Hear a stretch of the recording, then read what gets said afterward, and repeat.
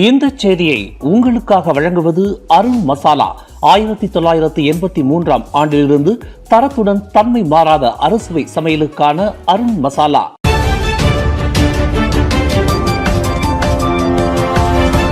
வணக்கம். திசைகளின் ஒரு மணி செய்திகள். 1MDB மேல்முறையீட்டு வழக்கில் புதிய ஆதாரங்களை சமர்ப்பிக்க நஜீப் மனு தாக்கல். ஜோலோ மற்றும் ஜஸ்மின் தொடர்பான தகவல்களை சேர்க்க கோரிக்கை. 1MDB ஊழலுடன் தொடர்புடைய அதிகார துஷ்பிரயோகம் மற்றும் பண செலவை உள்ளிட்ட 25 குற்றச்சாட்டுகளில் தமக்கு வழங்கப்பட்ட தண்டனையை ரத்து செய்யும் நோக்கில் முன்னாள் பிரதமர் நஜீப் ரசாக் அப்பீல் நீதிமன்றத்தில் புதிய ஆதாரங்களை சமர்ப்பிக்க மனு தாக்கல் செய்துள்ளார். இந்த மனுவானது கடந்த வாரம் ஷஃபி அண்ட் கோ சட்ட நிறுவனத்தால் நீதிமன்ற அதிகார சட்டம் 1964 பிரிவு 61 மற்றும் மேல்முறையீட்டு நீதிமன்ற விதிமுறைகள் சட்டம் 1994 பிரிவு ஏயின் கீழ் தாக்கல் செய்யப்பட்டுள்ளதாக தகவல்கள் கூறுகின்றன. புதிய ஆதாரங்கள் என்பது ஒரு வழக்கு விசாரணை நிறைவடைந்த பிறகு கண்டறியப்படும் தகவல்களை குறிக்கிறது. மேல்முறையீட்டின் போது இத்தகவலை சுட்டிக்காட்ட வேண்டுமெனில் லாட் வி மார்ஷல் எனும் வரலாற்று சிறப்புமிக்க ஆங்கில வழக்கில் வகுக்கப்பட்ட பல கடுமையான நிபந்தனைகளை அது பூர்த்தி செய்திருக்க வேண்டும். அந்த வகையில் 73 வயதான நஜீப் ரசாக், தப்பியோடிய நிதியாளர் லோ தெக்ஜோ மற்றும் முன்னாள் 1MDB சட்ட ஆலோசகர் ஜஸ்மின் தொடர்பான புதிய ஆதாரங்களை தனது மேல்முறையீட்டு விசாரணையில் சேர்க்க கோரியுள்ளார். இந்த விவகாரம் தொடர்பாக தமக்கு தகவல் வழங்கப்பட்டிருப்பதை துணை அரசு தரப்பு வழக்கறிஞர் அஹ்மத் அக்ரம் கரீப் செய்தியாளர்களிடம் உறுதிப்படுத்தியுள்ளார். கடந்த ஆண்டு டிசம்பர் 26 கோலாலம்பூர் உயர் நீதிமன்ற நீதிபதி டாக்டர் காலின் லாரன்ஸ் சிக்வாரா 2011 முதல் 2014 ஆண்டு வரை 1MDB நிதியில் இருந்து 2.28 பில்லியன் ரிங்கிட் நிதியானது நஜீப்பின் எம்பேங்க் கணக்குகளில் செலுத்தப்பட்டதாக கூறப்பட்ட வழக்கில் நஜீப்பை குற்றவாளி என தீர்ப்பளித்தார். அதிகார துஷ்பிரயோகம் தொடர்பான 4 குற்றச்சாட்டுகள் மற்றும் பண செலவை தொடர்பான 21 குற்றச்சாட்டுகளில் நஜீப் குற்றம் புரிந்தார் என உறுதிப்படுத்தப்பட்ட பின்னர் அவருக்கு 15 ஆண்டுகள் சிறை தண்டனையும் 11.387 பில்லியன் ரிங்கிட் அபராதமும் விதிக்கப்பட்டது குறிப்பிடத்தக்கது.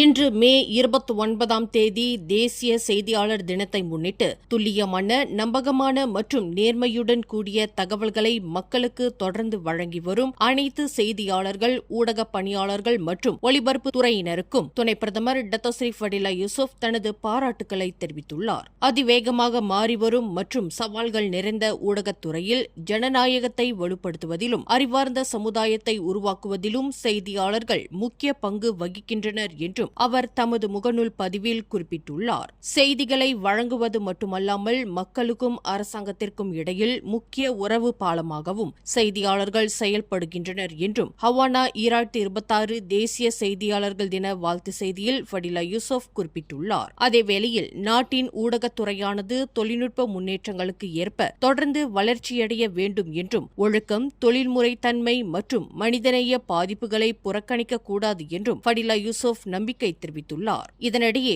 ஊடக நேர்மை நம்பகத்தன்மையை வலுப்படுத்தும் என்ற கருப்பொருளில் ஹவானா 2026 கொண்டாட்டமானது வரும் ஜூன் 20 பினாங்கில் நடைபெறவுள்ளது. நாட்டின் வளர்ச்சியில் ஊடக பணியாளர்களின் பங்களிப்பை மேலும் வலுப்படுத்துவதே இதன் நோக்கமாகும். பட்டபத் அரேனாவில் உள்ள PICCA மாநாட்டு மையத்தில் ஊடகத்துறையினரின் பங்களிப்பை கௌரவிக்கும் வகையில் நடைபெறவுள்ள இந்நிகழ்வை பிரதமர் டாக்டர் ஸ்ரீ அன்வார் இப்ராஹிம் அதிகாரப்பூர்வமாக தொடங்கி வைக்க உள்ளார். மலேசியாவில் உயர் நீதிமன்ற நீதிபதிகள் சுமார் 150 பேரின் பாதுகாப்பு ஏற்பாடுகளை முழுமையாக மறுசீரமைக்க வேண்டும் என வழக்கறிஞர்கள் வலியுறுத்தியுள்ளனர். தற்போதைய நடைமுறைகள் நீதிபதிகளை மிரட்டல், தொந்தரவு மற்றும் தாக்குதல் அபாயங்களுக்கு உள்ளாக்குவதாகவும் அவர்கள் எச்சரித்துள்ளனர். இதுகுறித்து மலேசிய வழக்கறிஞர் மன்றத்தின் முன்னாள் தலைவர் சலீம் பஷீர் கூறுகையில், நீதிபதிகளின் பாதுகாப்பில் எந்தவொரு குறைபாடு ஏற்பட்டாலும் அது அவர்களின் தீர்ப்பளிக்கும் சுதந்திரத்தையே பாதிக்கக்கூடும் என்று தெரிவித்துள்ளார். மேலும் பாதுகாப்பு மற்றும் அச்சுறுத்தல் மேலாண்மை முறைகள் மிக அவசியமானவை என்றும் விரிவான பின்னணி சோதனைகள் மற்றும் அபாய மதிப்பீடுகள் கட்டாயமாக கடைபிடிக்க வேண்டும் என்றும் அவர் குறிப்பிட்டுள்ளார். மேலும் நீதிபதிகளின் ஓட்டுநர் நியமனத்தை மையப்படுத்தி அதை அரசு அலுவலகம் அல்லது தகுதியான தனியார் நிறுவனங்கள் மூலம் தொழில் முறையாக நிர்வகிக்க வேண்டும் என்றும் அவர் பரிந்துரைத்துள்ளார். சமீபத்தில் நீதிபதி ஒருவரின் முன்னாள் ஓட்டுநர் பணியில் இருந்தபோது குற்றச்சாட்டுகளுக்கு உள்ளாக்கிய சம்பவத்தை தொடர்ந்து இந்த விவாதம் எழுந்துள்ளது. அந்நபர் குற்றஞ்சாட்டும் வகையில் அச்சுறுத்தல் செய்ததாகவும் மேலும் போதைப்பொருள் பயன்பாடு தொடர்பான குற்றச்சாட்டுகளும் முன்வைக்கப்பட்டுள்ளதாகவும் தெரிவிக்கப்பட்டுள்ளது. காசாவுக்கான மனிதநேய பயணத்தின் போது இஸ்ரேலிய படையினரால் சிறைப்பிடிக்கப்பட்ட 28 மலேசியர்கள் மற்றும் பிற செயற்பாட்டாளர்கள் மீது மேற்கொள்ளப்பட்ட தாக்குதல்கள் குறித்து முழுமையான விசாரணை நடத்த வேண்டும் என உள்துறை அமைச்சர் டத்தோஸ்ரீ சைஃபுடின் நசிட்டியான் இஸ்மாயில் வலியுறுத்தியுள்ளார். வெளிநாடுகளில் மலேசியர்களின் பாதுகாப்பு, நலன் மற்றும் உரிமைகள் தொடர்பில் அரசாங்கம் எந்தவித சமரசமும் செய்யாது என்றும் அவர் தெரிவித்துள்ளார். இச்சம்பவம் தொடர்பாக மனித உரிமை அமைப்புகள் மற்றும் சட்ட பிரதிநிதிகள் உள்ளிட்ட பல தரப்பினர் தற்போது சாட்சியங்கள் மற்றும் ஆதாரங்களை சேகரித்து வருவதாகவும் சைஃபுடின் நசிட்டியான் இஸ்மாயில் தமது முகநூல் பதிவில் குறிப்பிட்டுள்ளார். காசாவுக்கான குளோபல் சமிட் ஃபிளாட்டிலா 2 சூழிய மனிதாபிமான பயணத்தின் போது இஸ்ரேல் படையினரால் கைது செய்யப்பட்ட 28 மலேசியர்கள் கடந்த திங்கட்கிழமை பாதுகாப்பாக நாட்டிற்கு திரும்பினர். என்றாலும் அவர்களில் பலர் துஷ்பிரயோகம் செய்யப்பட்டது விசாரணையில் தெரியவந்துள்ளது. அம்பாங் ஸ்ரீ பட்டாலிங் LRT பாதையில் நேற்று ஏற்பட்ட ரயில் தடம் புரண்ட சம்பவத்திற்கான காரணத்தை அறிய தரை பொது போக்குவரத்து ஏஜென்சியான அப்பாட் தீவிர விசாரணை மேற்கொண்டு வருகின்றது. இதுகுறித்து அப்பாட் வெளியிட்டுள்ள அறிக்கையில் SOP நடைமுறைகள், பாதுகாப்பு அமைப்புகள், ரயில் இயக்கம் மற்றும் பராமரிப்பு தொடர்பான அனைத்து அம்சங்களும் ஆய்வு செய்யப்பட்டு வருவதாக தெரிவிக்கப்பட்டுள்ளது. அதேவேளையில் இச்சம்பவம் தொடர்பாக முழுமையான அறிக்கையை உடனடியாக சமர்ப்பிக்குமாறு இயக்குநர்களுக்கு அப்பாட் உத்தரவிட்டுள்ளது. மேலும் அறிக்கையை ஆய்வு செய்த பின்னர் சம்பந்தப்பட்ட தரப்பினரிடம் விசாரணை நடத்தப்பட்டு அலட்சியம், விதிமுறை மீறல் அல்லது உரிம நிபந்தனை மீறல் காரணமாக சம்பவம் நடந்ததா என்பது கண்டறியப்படும் என்றும் அந்த அறிக்கையில் கூறப்பட்டுள்ளது. நேற்று நிகழ்ந்த இந்த விபத்தில் அந்த ரயிலில் பயணம் செய்த 25 பயணிகளும் காயமின்றி உயிர் தப்பினர் என்பது குறிப்பிடத்தக்கது. மலாக்காவில் 14 வயது சிறுமி தற்கொலை முயற்சியில் ஈடுபட்ட சம்பவத்தில் அவள் மஷ்ரூம் வேப் பயன்படுத்தியிருக்கலாம் என்ற சந்தேகத்தின் அடிப்படையில் போலீசார் விசாரணை நடத்தி வருகின்றனர். மஷ்ரூம் வேப் என்பது வேப் திரவத்தில் கலக்கப்படும் ஒரு வகையான செயற்கை போதைப் பொருளாகும்.